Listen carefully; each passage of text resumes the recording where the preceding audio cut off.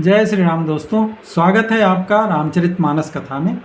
हम अभी परशुराम लक्ष्मण संवाद का हम लोग पाठन कर रहे हैं। पिछले भाग में हमने देखा कि परशुराम जी लक्ष्मण जी को कुछ गुस्से में अपना फावड़ा दिखा रहे हैं, लक्ष्मण जी कुछ कुछ कह के उनको चिढ़ा दे रहे हैं। उसी को आगे बढ़ाते हुए अभी जब लास्ट में उन्होंने ये कहा कि सबका ऋण तो मैं पूरा कर लिया हूँ, गुरु का ही ऋण रह गया है, अब इस बालक को मार के मैं उसको पूरा कर दूंगा। फिर लक्ष्मण जी क्या कहे वो हम कहेंगे आज की कथा में। चलिए शुरू करते हैं आज का प्रसंग। कहे लखन मुनि सीनु तुम्हारा, को नहीं जान विदित संसारा। माता पिता ही ऋण भैनी के, गुर ऋण रहा सोच बड़ जी के। लक्ष्मण जी ने कहा कि हे मुनि, आपके सील को कौन नहीं जानता, वह संसार भर में प्रसिद्ध है। और आप माता पिता के ऋण से तो अच्छी तरह उऋण हो गए हैं, अब गुरु का ऋण ही बचा है जिसका आपके ऊपर बड़ा बोझ है। ऐसा वो लक्ष्मण जी व्यंग कर रहे हैं। सो जनु हमरे ही माथे काढ़ा, दिन चली गए ब्याज बड़े बाढ़ा। अब यानी व्यवहरिया बोली, तुरत देऊं मैं थैली खोली। लक्ष्मण जी कहते हैं वो गुरु का ऋण मानो मेरे ही माथे आपने काढ़ा था, मेरे ही जिम्मे आपने उसको ऋण लिया था। बहुत दिन हो गए, अब ब्याज बहुत बढ़ गया होगा, जल्दी से किसी हिसाब किताब करने वाले को बुलाइए, मैं तुरंत थैली खोल करके दूं और आप अपने गुरु का ऋण पूरा कर दीजिए, चुकता कर दीजिए। सुनी कटु वचन कुठार सुधारा, हाय हाय सब सभा पुकारा।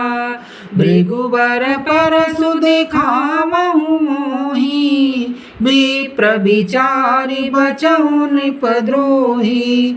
लक्ष्मण जी इतने कड़वे वचन बोले तो तुरंत परशुराम जी गुस्से में अपना फावड़ा उठाए, उसको संभाल लिया कि अब तो मैं मारूंगा ही, छोड़ूंगा नहीं।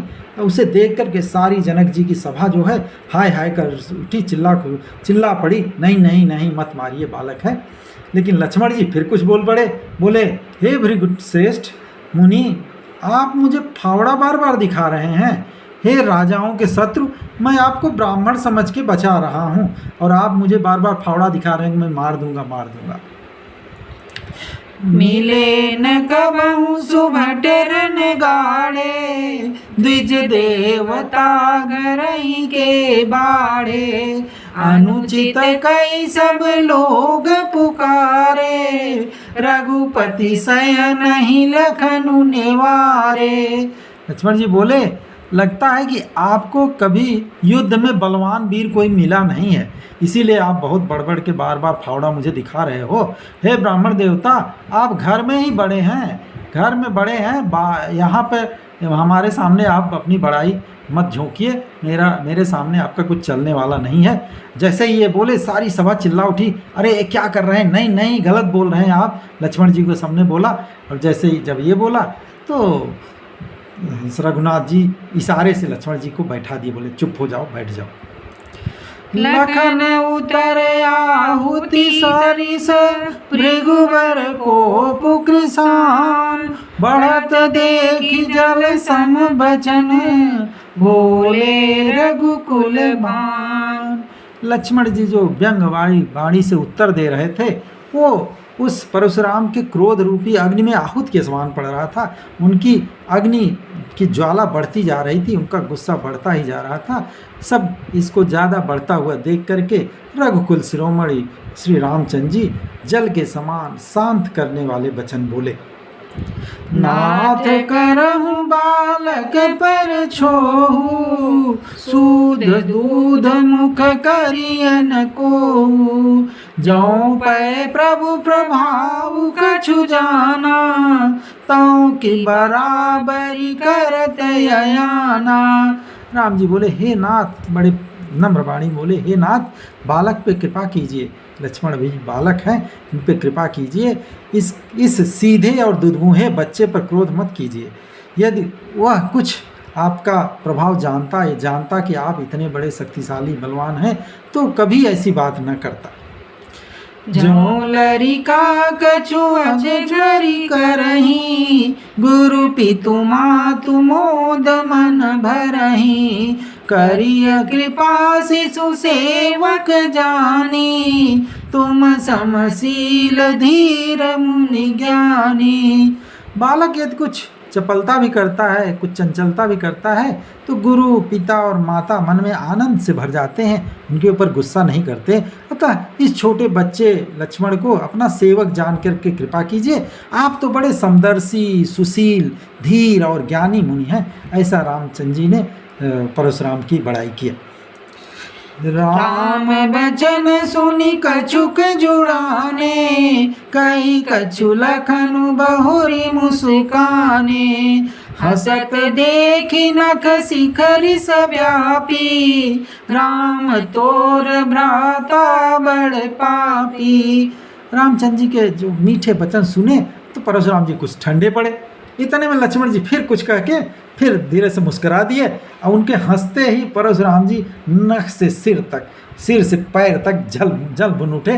बोले, ये राम, ये तेरा जो भाई है ना बहुत ही पापी है।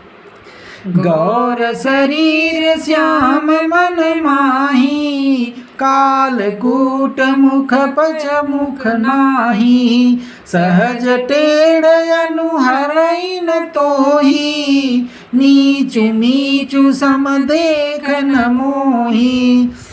और परशुराम जी बोले, राम, ये तुम्हारा भाई तो बड़ा पापी है। इस शरीर से तो गोरा है, लेकिन हृदय का बड़ा काला है। यह विषमुख है, दूधमुहा नहीं। आप जो बोल रहे हो ना कि ये दूधमुहा बालक है, ऐसा कुछ नहीं है। इसके मुंह में विष भरा हुआ है। स्वभाव से ही ये टेढ़ा है, तेरा अनुसरण भी नहीं करता। मतलब जैसे आप सैलवान हो वैसा ये नहीं है। यह नीच मुझे काल के समान देख रहा है, मुझे एकदम दुश्मन की तरह देख रहा है। मुझसे बर्दाश्त नहीं हो रहा है। लखन कहु हसी सुनहु मुनि, क्रोध पाप कर मूल। जेहि बस जन अनुचित करही, चरहि विष प्रतिकूल। जब परशुराम जी ने कहा लक्ष्मण ये आप राम जी से कि ये तुम्हारा भाई बड़ा पापी है और मुझे काल की तरह देख रहा है, तो लक्ष्मण जी फिर हंस के बोले, हे मुनि सुनिए, क्रोध पाप का मूल होता है। क्रोध मत करिए। इसके बस में होकर मनुष्य सारे अनुचित कर्म कर बैठता है। सब उसको उचित अनुचित का ध्यान नहीं रहता और विश्व भर के प्रतिकूल चलते हैं। सबका जो है अनभल करते हैं। मैं तुम्हारे अनुचर मुनि राया, परिहरि कोप करिय अब दाया। टूट चाप नहीं जुरई रिसाने, बैठिय हुई है पाय पिराने। लक्ष्मण जी बोले, हे मुनिराज, मैं तो आपका दास हूँ। आप क्रोध त्याग करके दया कीजिए। और टूटा हुआ धनुष क्रोध करने से तो जुड़ेगा नहीं। अब टूट गया तो टूट गया। खड़े खड़े आपका पैर दर्द करने लगा होगा, बैठ जाइए। जाऊं अति प्रिय तो करिय उपाई, जोरिय को बड़ गुनी बोलाई। बोलत लखन ही जनक डराही, मस्त करहूँ अनुचित भल नाही। लक्ष्मण जी बोले, अगर फिर भी धनुष इतना ही आपको प्रिय हो तो कुछ उपाय किया जाए और किसी बड़े गुणी को बुलाए, कारीगर को बुला के इसको जोड़ा ओड़ा किया जाए, कुछ व्यवस्था किया जाए। और लक्ष्मण जी की जैसे जैसे व्यंग वाणी और कठोर वाणी बोल रहे हैं, जनक जी हुए तो उतने ही डरे जा रहे हैं। अरे यार, इसको कोई चुप कराओ, इतना अनुचित बोलना ठीक नहीं है। थर थर कांपहि पुर नर नारी, छोट किरमार कोट बड़ भारी। भृगुपति सुनि सुनि निर्भय बानी, रिस तन जरई होई बलहानी। और जनकपुर के भी जो स्त्री पुरुष हैं वो भी थर थर काँप रहे हैं कि ये लक्ष्मण जी जो है क्या बोले जा रहे हैं। परशुराम का गुस्सा जानते नहीं और मन ही मन ये भी कह रहे हैं कि ये छोटा कुमार तो बड़ा ही खोटा है। लक्ष्मण जी की निर्भय वाणी को सुन के परशुराम जी का शरीर क्रोध से जला जा रहा है। लेकिन उनके क्रोध जितना ही ज़्यादा होता है उतने बल की हानि होती है, उनकी भी ताकत, इसीलिए उनका घटता जा रहा है गुस्से से। बोले राम ही दे निहोरा, बचऊं विचारे बंधु लघु तोरा।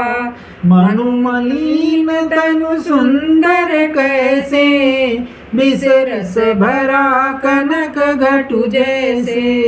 फिर उन्होंने रामचंद्र जी का एहसान जना करके फिर परशुराम बोले कि तेरा छोटा भाई समझ के मैं इसे छोड़े जा रहा हूँ, लेकिन ये मन का बड़ा मैला और शरीर का लेकिन सुंदर है, जैसे बीच से भरा हुआ सोने का घड़ा। सुनी लक्ष्मण भी हंसे बहुरी, नयन तरे रे राम। गुरु समीप गौने सकुची, परिहरि बानी बाण। जैसे वो बोले कि ये विष से भरा हुआ सोने का घड़ा है। परशुराम जी का वचन सुनकर के लक्ष्मण जी फिर हंस पड़े, और जैसे ही हंसे फिर रामचंद्र जी उनको बड़े नैन तरेर के देखा, घूर के देखा। तब फिर वो डर के मारे लक्ष्मण जी सकुचा करके जा करके गुरु जी के पास बैठ गए।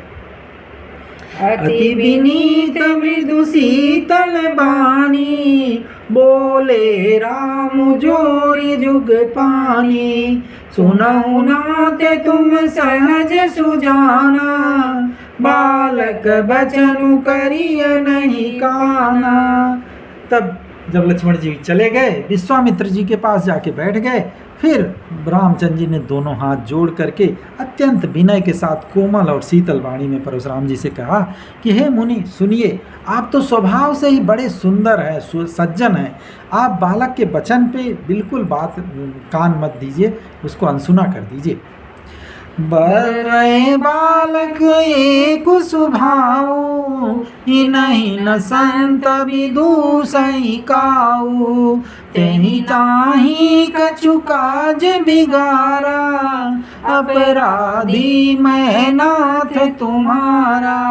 रामचंद्र जी ने कहा कि जैसे बर्रे है उसी तरह से बालक, दोनों का स्वभाव एक जैसा ही है।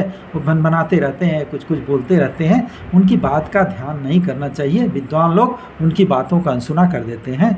और फिर उसने तो कुछ आपका काम बिगाड़ा नहीं है, धनुष तो उसने तो तोड़ा नहीं है, तो धनुष तो मैंने तोड़ा है, मैं आपका अपराधी हूँ। कृपा को बंधु बंधन गुसाई, मोह पर करिय दास की नाई। कहिय बेग जही विधि रिस जाई, मुनि नायक सोई करऊं पाई। राम जी बोले परशुराम से, हे स्वामी मैं आपका अपराधी हूँ, इसलिए कृपया क्रोध, वध और बंधन ये सब जो कुछ भी आपको कृपा करना है तो कृपा करिए, गुस्सा करना है गुस्सा करिए, मारना है मारिए, बांधना है बांधिए, जो कुछ भी करना है वो अपने सेवक समझ करके मेरे ऊपर कीजिए, मैं आपका अपराधी हूँ। और जिस तरह से आपका क्रोध दूर हो, जिस तरह से भी दूर हो, हे मुनिराज वो बताइए, मैं वही उपाय करूँ। कह मुनि राम जाई रिस कैसे, अजहूँ अनुज तव चितव अनैसे। एहि के कंठ कुठारु न दीना, तौ मैं काह कोप कर कीना। जब रामचंद्र जी ने कहा कि ऐसा बताइए क्या उपाय करूं कि आपका गुस्सा शांत हो जाए, तो मुनि बोले परशुराम जी कि हे राम, ये क्रोध मेरा जाए कैसे? अब भी तेरा छोटा भाई टेढ़ा ही ताक रहा है, तिरछे ही मेरी तरफ देख रहा है। इसकी अगर मैंने गर्दन पे कुठार नहीं चलाया, फरसा नहीं चलाया, तो मैंने क्रोध करके ही क्या किया? मतलब मुझे इसको मारने का ही मन कर रहा है। गर्भ श्रवही अवनि परवनि, सुनि कुठार गति घोर। परसु अछत देखऊं जियत, बैरी भूप किशोर। मेरे जिस कुठार को, परशुराम जी बोले कि जिस कुठार या फावड़ा की करनी को सुन करके राजाओं की पत्नियों के गर्भ गिर पड़ते हैं, उस फरसे के रहते मैं इस शत्रु राजपुत्र लक्ष्मण को जीवित देख रहा हूँ, ये मुझे बर्दाश्त नहीं हो रहा है।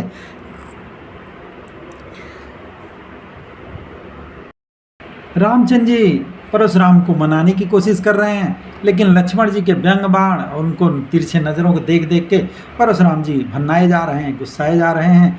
तो आगे क्या होता है, कैसे परशुराम जी मानते हैं, क्या किया करते हैं भगवान राम, ये हम करेंगे अगले भाग में। आज के लिए बस इतना ही, तब तक प्रेम से बोलिए सियावर रामचंद्र की जय, पवन सुत हनुमान की जय, उमापति महादेव की जय, राधावर कृष्ण चंद्र की जय।